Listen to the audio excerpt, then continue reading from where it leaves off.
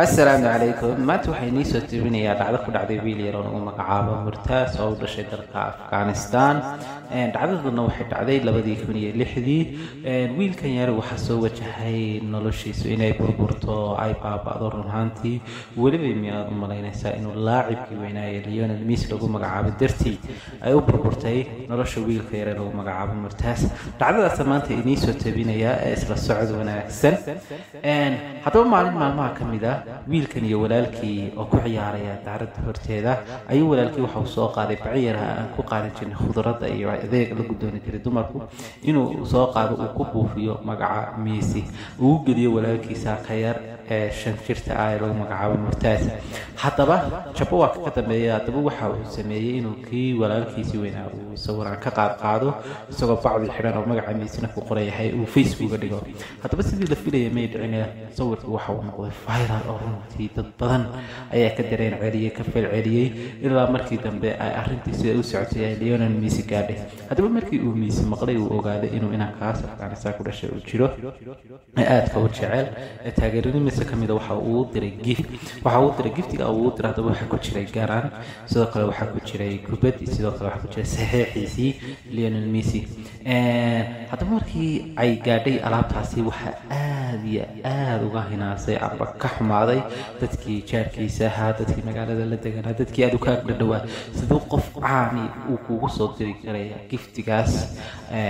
adigoon caan ahayn runtii aad bay wada xumaadeen haddaba waxa dhacday in wiilkii yar la weydiiyay ma jeceshay inaan la kulantiin Messi waxaan u yiri haa waan jecelahay inaan la kulmo Lionel Messi haddaba waxa dhacday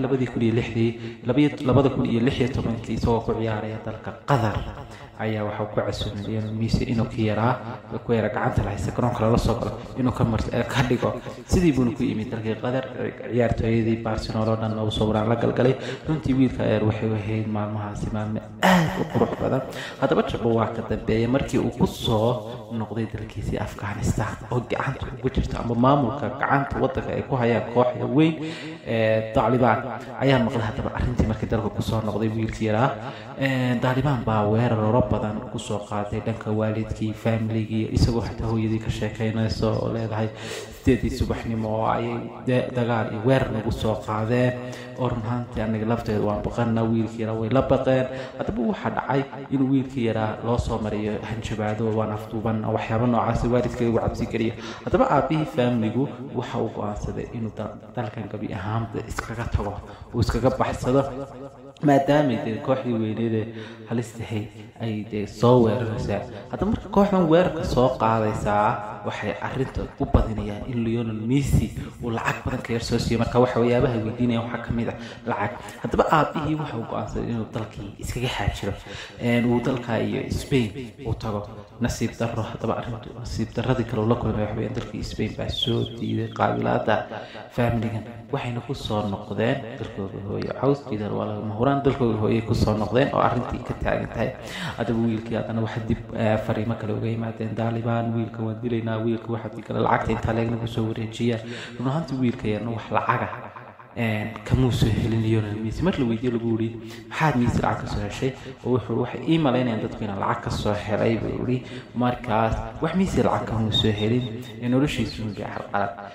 wiilkii yar waxa uu aad u xiisay iskuulkiisii oo ku go'doonsanaa guri ugu jiray sidoo kale asxaabtiisii kubadii u ciyaarayay markii ay family-gi ka yaabeen ba waxa loo diray adeerkii oo gobolka la degan ayaa loo diray oo la soo halka waliin ku amaan helo halkii lafteedana dadkii xataa halka tuulada joogay baa weydiiyay ku yiri ma ka qoomaynaysaa amba calaacal amba walaac ma ka hayaa la kulanka Messi aad la kulantay waaba isbaba dhibinba waxa la iska yiraahdaa maya Messi waan jeclahay wiilkii raqsidiisu inaha